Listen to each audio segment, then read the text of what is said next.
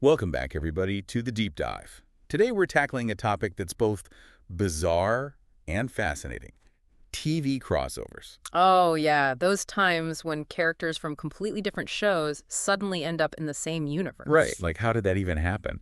And yet, they've become a staple of TV history, giving us some of the most hilarious, confusing, and sometimes even thought-provoking moments on the small screen. hmm We've got a ton of research on this, articles, and I think it's going to be a fun one. You ready to dive in? Absolutely. It's a real rabbit hole, but I think our listeners are going to love it. Okay, so to get us started, let's go back to the 80s with St. Elsewhere, that, serious medical drama. Right. The one with all the intense surgeries and life-or-death situations. Yeah. And yet this show had a weird habit of letting characters from other shows just wander into its world. Yeah, it did. It was known for blurring those lines between shows. Like, can you imagine doctors from St. Elsewhere suddenly hanging out with Norm and Cliff from Cheers?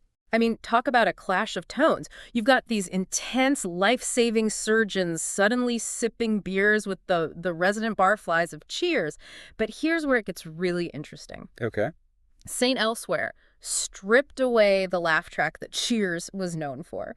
So suddenly you've got these sitcom characters feeling totally grounded, almost vulnerable in a way you never saw in their own show. Whoa. Right? It's like they were playing with our expectations, making us question what was real, what was fiction. Yeah. And St. Elsewhere went even further, even having actors reprise their roles from other shows, but as totally different characters. That is so meta. It is. They were totally winking at the audience. Okay, but speaking of breaking the rules, let's move on to the X-Files.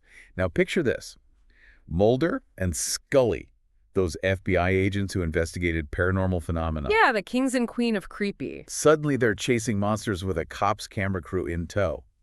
It happened. That actually happened. Yeah, they crossed over with Cops, that gritty reality show. Seriously. Okay, this is wild. But I guess it kind of makes sense when you think about it. The X-Files was always playing with the idea of what's real, what's not, and how we perceive truth. Absolutely. And get this, the writer for that episode was Vince Gilligan, the guy who created Breaking Bad. No way. Yeah. Clearly, he was already pushing the boundaries of storytelling way back then.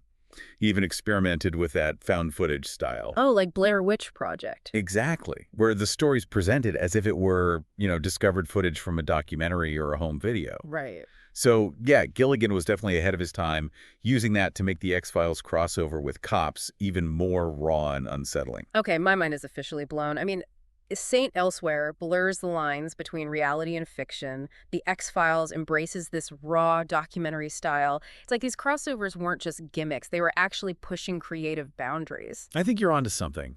These writers were playing with the very fabric of television. Okay, but get ready for this one. The Simpsons. That animated bastion of satire meets The X-Files, the show that made us all afraid of the dark. Oh, yeah, that's a classic. I mean, how do you even begin to blend those two worlds? I'm with you. On the surface, it seems completely impossible. But then again, The Simpsons has always been fearless when it comes to parody. That's true. They've taken on everything from politics to pop culture. So how did they manage to make it work with The X-Files? Did they go full-on spooky, or did they keep it lighthearted? Well, surprisingly, they managed to do both. They used their trademark humor, to poke fun at some of the X-Files themes, but they did it in a way that felt true to both shows. So it was like a meta-commentary on both shows at the same time. Exactly, and that's what makes it so brilliant. Okay, are you ready for another one that's even more out there? Hit me with it. Bones, the crime procedural with all the forensic details and, the squeamish stuff. Oh yeah, the one with the skeletons. They crossed over with Family Guy, the animated sitcom that's, well, let's just say it pushes the boundaries of good taste. Wait, so they had Stewie Griffin, that diabolical talking baby, hanging out with forensic anthropologists. Yep. Okay, I'm officially confused. How did they even explain that? They tied it to that storyline where Booth had a brain tumor. Oh, right. So Stewie's appearances were hallucinations brought on by the tumor. It was a clever way to ground the crossover in the narrative, making it part of Booth's internal struggle rather than just a random cameo. Wow, these writers were sneaky. They took these seemingly impossible pairings and found ways to weave them into the very fabric of the shows. They weren't afraid to get meta. Okay, I'm ready for another mind bender.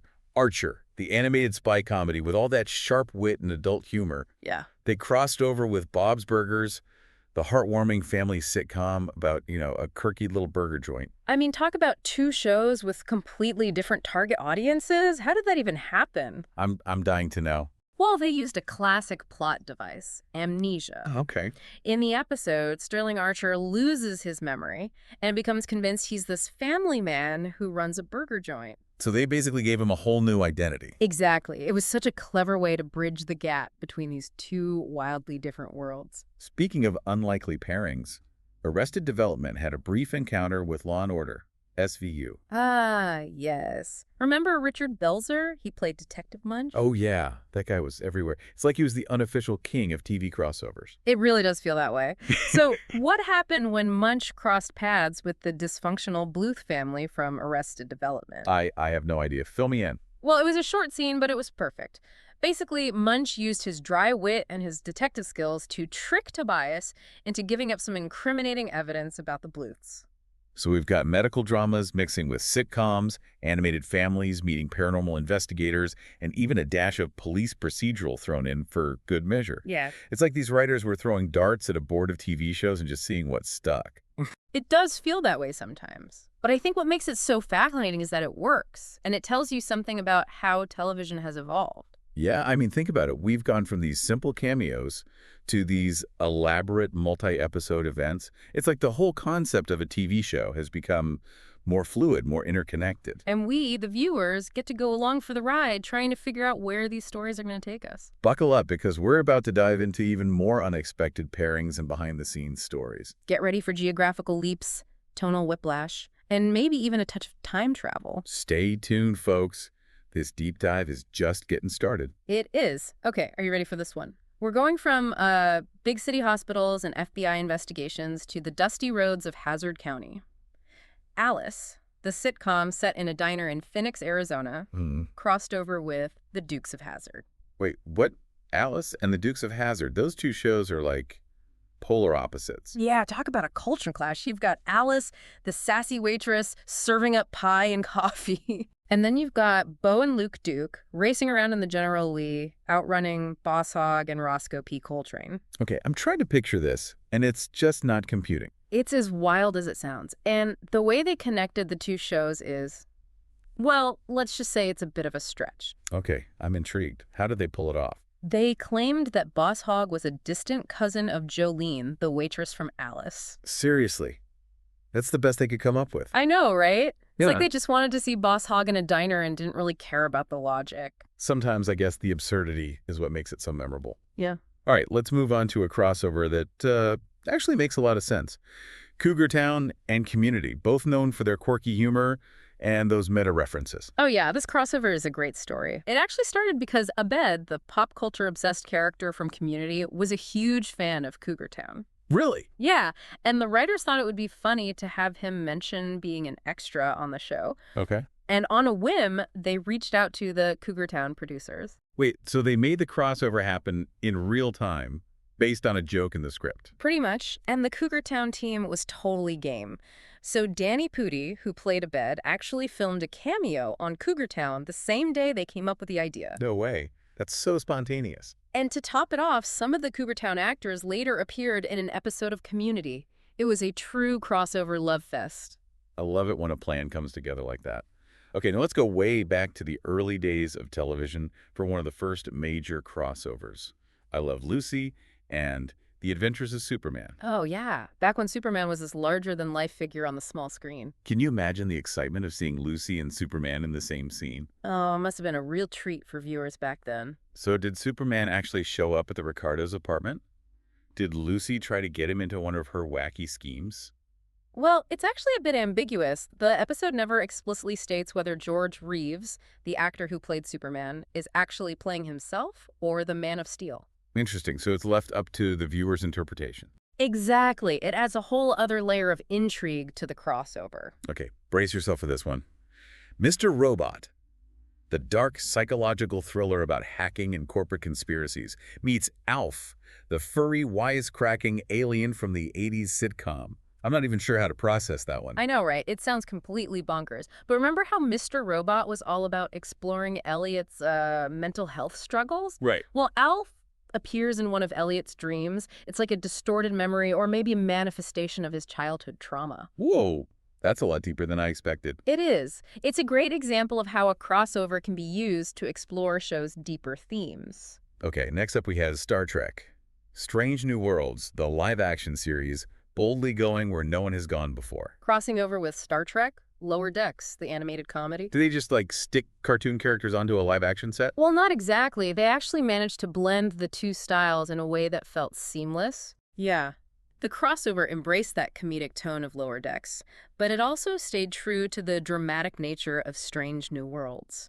It was a unique and surprisingly cohesive episode. Wow, these writers were constantly finding new ways to challenge the conventions of television. Okay, last but not least, we have Ally McBeal and The Practice, both legal dramas created by David E. Kelley. Oh, this one's interesting. Kelley managed to create two successful shows with distinct tones and styles. Yeah, it's impressive how we juggled those two worlds. And the crossover episodes saw those two law firms team up for a case. A case involving a woman who believes she was a reincarnation of Lizzie Borden. Lizzie Borden, wow, that's a blast from the past. So you've got the quirky humor of Ally McBeal mixed with the serious legal drama of The Practice, all tied together with a touch of the supernatural. Pretty much. And there's even a little meta crossover moment where Lara Flynn Boyle, who played Helen Gamble on The Practice, she bumps into Ally on Ally McBeal and makes a comment about their appearances. It's like they were acknowledging the real-life scrutiny both actresses faced for their weight. It was a subtle but clever way to connect the two shows on a deeper level. It's amazing how these crossovers can work on so many levels, entertaining us with their storylines, but also commenting on broader social issues. It's what makes them so fascinating. Okay, I'm getting a sense of the sheer variety of these crossovers, but are there any examples that, maybe didn't quite make the cut for our main list? Crossovers that were so outlandish they were almost, like, bad. I mean, so bad they're good. Ugh. Oh, there are definitely a few of those. Like, what about that Alf and Gilligan's Island crossover? Wait, Alf and Gilligan's Island. Now that's a combination I never would have imagined. It was actually a promotional stunt for a short-lived Alf animated series, and let's just say the humor fell a little flat. I can only imagine. It sounds like a train wreck I can't help but be curious about. It's definitely one of those crossovers that's more memorable for its sheer absurdity than its quality. But hey, sometimes the most outrageous ideas are the ones that stick with us, right? Okay, what about those crossovers that brought back beloved characters years after their original shows ended? It's like a reunion special disguised as a crossover. No, definitely. The Full House and Fuller House crossover is a great example. It wasn't a traditional crossover, but it did feature appearances by most of the original Full House cast. It was like a warm hug from our childhood. Right. These types of crossovers really tap into our nostalgia and our desire to reconnect with characters we loved. Speaking of nostalgia, what about those crossovers that had iconic characters meeting their modern-day counterparts? Like a Clash of Generations. Oh, those are fun. Remember that Brady Bunch and New Kids on the Block crossover? A Brady Bunch and a boy band. Okay, that's a mental image I wasn't prepared for. I know, right? It's like two completely different eras of pop culture colliding. It must have been a trip for everyone involved. All right, we've covered a lot of ground, from the sublime to the ridiculous, but what does it all mean? What do these crossovers tell us about the evolution of television? That's a great question. I think at their core, crossovers reflect this collaborative spirit of television. They're a way for writers, producers, actors to come together and create something unique, break down barriers. It's like a giant playground where everyone gets to experiment and play with different ideas. And for viewers, I think, crossovers offer a sense of community. They create buzz, spark conversations. It's like being in on a secret, a shared understanding that goes beyond individual fandoms. And as TV keeps evolving, I bet we'll see even more innovative and experimental crossovers. Oh, absolutely. We've already seen live action and animation blending seamlessly. I mean, who knows what the future holds? Okay, but let's focus on a specific type of crossover that's become a huge force in entertainment. Superhero crossovers. Right. With the rise of Marvel and DC and all those superhero shows on streaming platforms, these crossovers are almost a genre unto themselves. It's like they've created these massive interconnected universes where anything can happen. Exactly. And I think it really speaks to how our entertainment landscape is becoming increasingly interconnected. Like one giant story that keeps unfolding across different platforms and mediums. The Crisis on Earth X event comes to mind. It spanned 4 different Arrowverse shows. Yeah, Supergirl, Arrow, The Flash, and Legends of Tomorrow. That was epic. It had a Nazi invasion from an alternate Earth. Right, Earth X, where the Nazis won World War II. So the heroes from all four shows had to team up to start them. It was huge. I bet that was a logistical nightmare to coordinate all those characters and storylines, but man, it was so cool to see all those heroes in the same world. It really was. It's a great example of how crossovers can create this sense of shared universe, and raise the stakes to a whole new level. Okay, what about Elseworlds? That crossover introduced Batwoman into the Arrowverse, right? Yes, it did. And they totally played with reality in that one. Yeah. Characters swapping bodies, unexpected team-ups. It sounds like these crossovers are not just expanding these superhero universes, but also really pushing the creative boundaries of storytelling. They really are. And if we step outside of television for a second, the Marvel Cinematic Universe has basically built its entire franchise on the idea of interconnected storylines and crossovers. Yeah, from the Avengers to Infinity War, Endgame, they've brought together this massive cast of characters. It's like one giant, evolving story that keeps fans coming back for more. Okay, let's shift gears a bit. What about animated crossovers? Yeah, those have become so popular and sophisticated lately. Right, and animation offers so much freedom. Yeah. You're not limited by the constraints of live-action filmmaking, so creators can really let their imaginations run wild. One that immediately comes to mind is that Simpsons Family Guy crossover. Oh, yeah, it was a huge event. And it was hilarious. I mean, they poked fun at both shows, but in a way that felt respectful. It was like they were acknowledging their place in pop culture history, while also sort of lampooning it at the same time. I love that self-awareness. Absolutely. Okay, another one that stands out is the Phineas and Ferb Milo Murphy's Law crossover. They both had the same creator, Dan Povenmire. Oh, right. And both shows were about these, like, wacky inventors who get into these crazy adventures. Exactly. So the crossover just felt like a natural fit. These animated crossovers really show how much potential there is for experimentation and creativity in that medium. I think we'll see even more groundbreaking animated crossovers in the future. Okay, we've talked about a lot of different types of crossovers, but I want to touch on their cultural impact. Crossovers aren't just entertainment. They can reflect societal trends, spark conversations, even influence pop culture. You're absolutely right. They can be a mirror to the times we live in. For example, we've seen more crossovers featuring diverse characters in recent years, exploring themes of representation and inclusion. Yes. And those crossovers are so important because they help to promote empathy and understanding across different cultures and backgrounds. They can challenge stereotypes, celebrate differences, and remind us that we're all human, even if we Yeah. come from different worlds. Well said. And I think as society continues to evolve, crossovers will play an even bigger role in shaping our cultural landscape. So we've got crossovers that are absurd, groundbreaking, heartwarming, and thought-provoking. This trend's definitely left its mark on television. It's a testament to the creativity of the people who make TV and our love for stories that surprise us, connect us, and challenge us. Okay, before we get to our final thoughts, let's talk about video game crossovers. Those have become so popular lately. Oh, for sure. They're everywhere now. Video games are crossing over with movies, TV shows, even other video games. So like Super Smash Bros. It's got characters from tons of Nintendo games. It's a dream come true for gamers. And the Kingdom Hearts series is another great example. Oh yeah, that one combines Disney and Square Enix characters, right? Yep. And it actually works really well. These crossovers show how creative video games can be and how they can connect with other forms of media. I think we can expect even more ambitious video game crossovers in the future. I agree. It's a really exciting time to be a gamer. All right, we've explored a lot of different aspects of TV crossovers in our deep dive today. It's clear this trend has had a huge impact on how TV has evolved, and it's still shaping the entertainment landscape. But before we wrap up, I think it's worth reflecting on the deeper meaning of these crossovers. What do they say about us and our relationship with pop culture? That's a great question. I think at their heart, crossovers tap into our desire for connection, both with the characters we love and with other fans. Yeah. So we've really journeyed through this crazy world of TV crossovers today, from the totally unexpected to those behind-the-scenes collaborations. And it's really clear that these events are woven into the fabric of television history. They're still shaping the shows we're watching today. It's crazy how they've transformed from those simple cameos to these like multi-episode events. Right. It really shows how TV narratives have gotten so much more complex Everything's connected now. It's like this giant web with all these threads connecting different shows, characters, even genres. Exactly. And as viewers, we get to like untangle all those threads and discover those hidden links and enjoy all the surprises along the way. And these events often really challenge our expectations, like what a show can be or what it can do. They really break down those creative barriers. It's like they're saying, forget the rule book. Let's just see what happens when we throw these characters into a totally different world. And sometimes, the results are so crazy that they're actually brilliant. Okay, before we get too philosophical here, let's get back to the fun stuff. We talked about a ton of great crossovers. What are some of your personal favorites?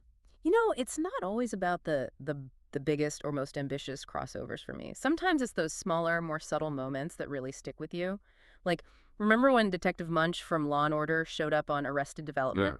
Just for a quick scene, but it was so unexpected and so perfectly played, it was hilarious. It's those little winks to the audience, those moments that make you feel like you're in on the joke. Yeah, exactly. And sometimes a crossover can really surprise you with its depth. Remember the Bones and Family Guy one? I mean, at first glance, it just seemed completely absurd. Right. But they actually used Stewie's appearances to explore Booth's inner struggles in a way that was, like, genuinely moving. Yeah, I remember that. It was deeper than I thought it would be. That's what I love about crossovers. They can be silly and lighthearted one minute and then really hit you with something emotional the next. They definitely keep you guessing. Okay, so as we wrap up our deep dive here, I want to leave our listeners with a final thought. With all these examples, all these unexpected pairings we talked about, what other improbable crossovers can you imagine? Yeah, like what shows would you love to see collide? What stories could possibly bridge their unique worlds? Don't be afraid to think outside the box. Because in the world of TV crossovers, anything is possible. Absolutely. Well, that's all the time we have for today, folks. Thanks for joining us on this wild ride through TV crossovers. Yeah, thanks for listening. And until next time, keep those crossover dreams alive.